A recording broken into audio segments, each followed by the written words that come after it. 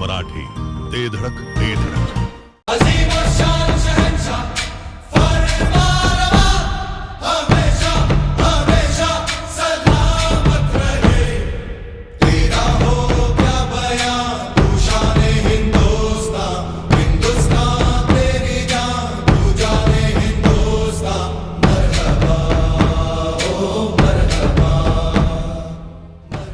आमचे मार्गदर्शक एक अजातशत्रू व्यक्तिमत्व आणि सांगली जिल्ह्यातील प्रथितयश विधिज्ञ माननीय ॲडव्होकेट महेश शानबाग साहेब यांना वाढदिवसाच्या हार्दिक हार्दिक शुभेच्छा.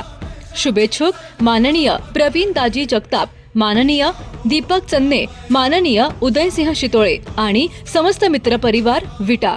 आजा आजा जिंदे शामी आने के तले है, आजा जरी वाले नीले आसमाने के तले है. जय हो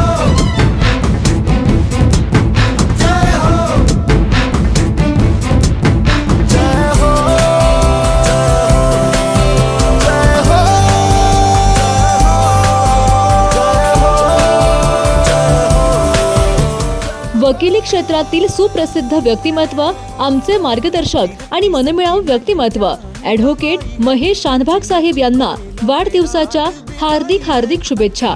शुभेच्छुक माननीय सचिन भैया मेटकरी, माननीय संदीप भैया मेटकरी आणि समस्त मेटकरी परिवार विटा, तसेच सात्विक डेकोर विटा आणि अधिराज उद्योग समूह विटा. मतदारसंघाच्या विकासाबरोबरच पर्यावरण संवर्धनासाठी आमदार सुहास बाबर यांनी मोठी चळवळ उभी केली आहे. पर्यावरणाचा समतोल राखण्यासाठी आमदार सुहास बाबर यांनी अफलातून उपक्रम हाती घेतलाय.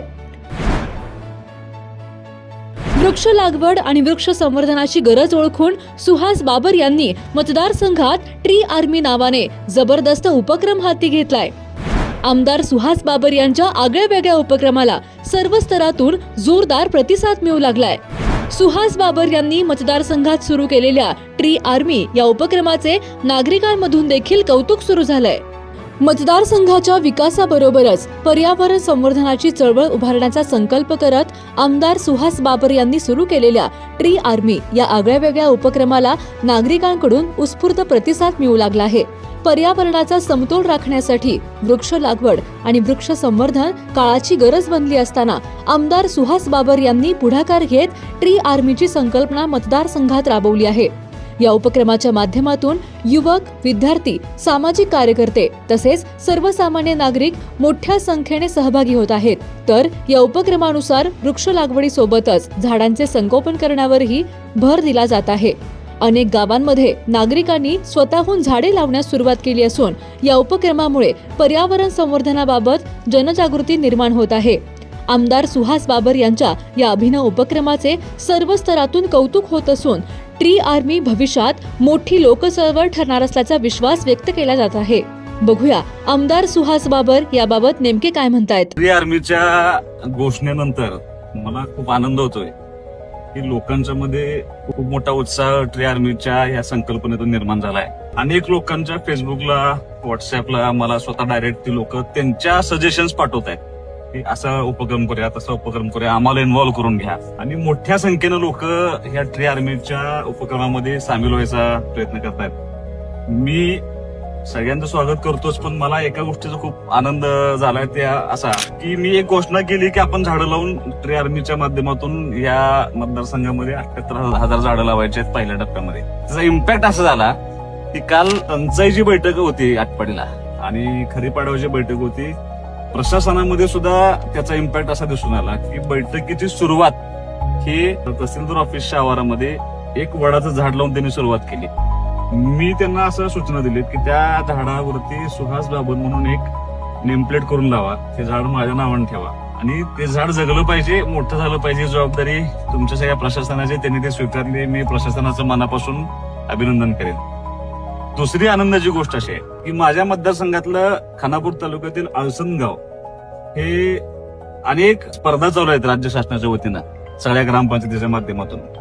त्या सगळ्या स्पर्धांमध्ये भाग घेताना आळसण ग्रामपंचायत ही माझी वसुंधरामध्ये राज्यामध्ये पहिलं आलेलं गाव आहे. तिथं आमचे जिल्हा परिषद सदस्य आदरणीय हिम्मत भाऊ आहेत, सरपंच आमचे अभिनंदन जाधव आहेत.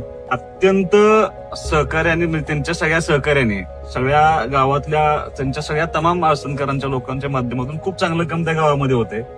दुसरी आनंदाची गोष्ट मला एवढीच आहे की 3 दिवसापूर्वी आपण ट्री आर्मीच्या घोषणा केली आणि काल आळसण ग्रामस्थांनी आमचे जिल्हा परिषद सदस्य आदरणीय हिम्मत भाऊ, सरपंच अभिनंदन जाधव, त्यांचे सगळे उपसरपंच, सगळे ग्रामपंचायत सदस्य, सोसायटीचे सगळे सदस्य आणि सगळ्या गावातल्या सहकार्याने म्हणून काल आळसणमध्ये 500 झाडांचं त्यांनी काल प्लांटेशन केलंय. मी ट्री आर्मीच्या सगळ्या आमच्या सदस्यांच्याकडून आळसण ग्रामस्थांचं सगळ्यांचं मनापासून मी अभिनंदन करतो.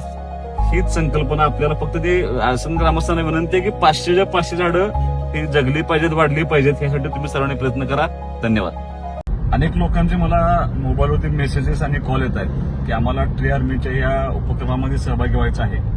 तर आम्ही आज ट्री आर्मीच्या सगळ्या अकाउंटवरून, माझ्या अकाउंटवरून एक गुगल फॉर्म देतोय. जो गुगल फॉर्म भरून तुम्ही आपला सहभाग या ट्री आर्मीच्या संघटनेमध्ये नोंदवायचा आहे.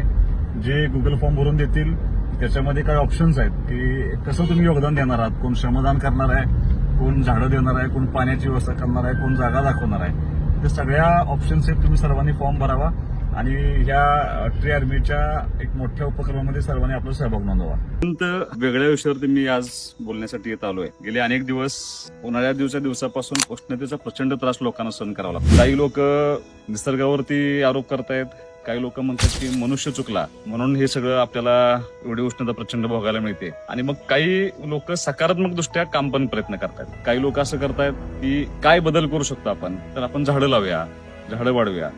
मी अनेकदा सोशल मीडियावरच्या प्लॅटफॉर्मवरती बघतो की काही मुलं खरंच प्रामाणिकपणे प्रयत्न करतात. मी इंस्टाग्रामला स्क्रोल करत असताना 2 रील मला दिसल्या. एक ऑर्गनायझेशन अशी होती की ते असं स्वतः सांगायचे तुम्ही जागा दाखवा, आम्ही झाड लावतो.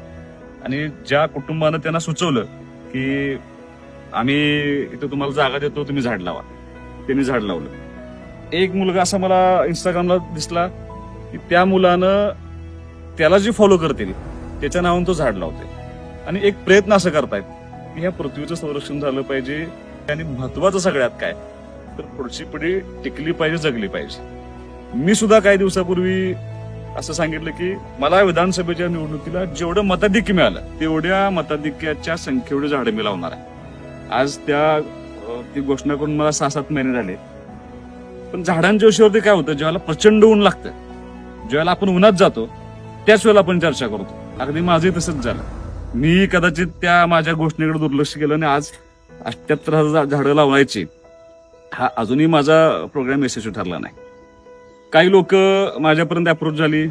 अगदी माझे मित्र रणजित पाटील मला अप्रोच झाले, म्हणले की मला झाडं लावायची. आणि अशी 5-6 जण मला म्हणले की आपण काहीतरी प्रयत्न करूया, प्रयोग करूया. मग मी ते सगळा अभ्यास केला आणि जर लोकांचा सहभाग घेऊन जर मी हे करू शकलो तर ह्याच्यामध्ये खूप मोठं रिव्हॉल्युशन ह्या मतदारसंघामध्ये घडेल आणि एक चळवळ उभा राहू शकते का, एक मुवमेंट उभा राहू शकते का, असा प्रयत्न करायचा मी निर्णय घेतला. मी मुद्दाम तुम्हाला एक झाड दाखवतो.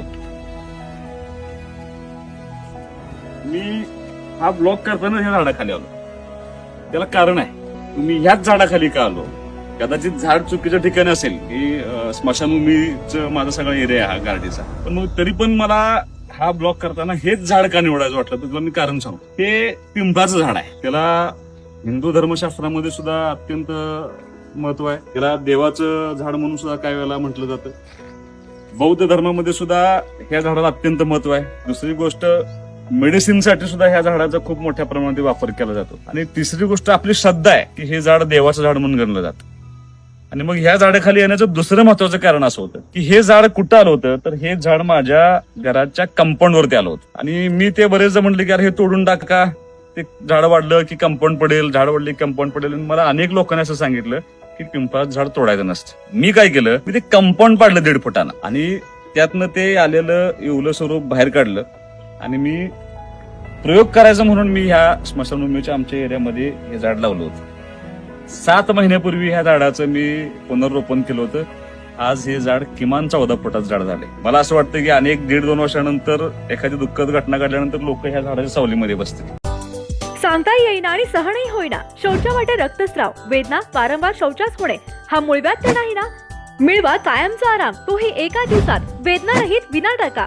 मूळव्याधीवर औषधोपचाराबरोबर लेझर व इंजेक्शनची खास सुविधा देणारे विट्यातील पहिलेच हॉस्पिटल डॉक्टर बंडगर यांचे मूळव्याध स्पेशालिटी हॉस्पिटल, अनुराज हॉस्पिटल शेजारी एसटी स्टँडच्या बाजूला, खानापूर रोड, विटा. जिओ मराठी, ते धडक ते धडक.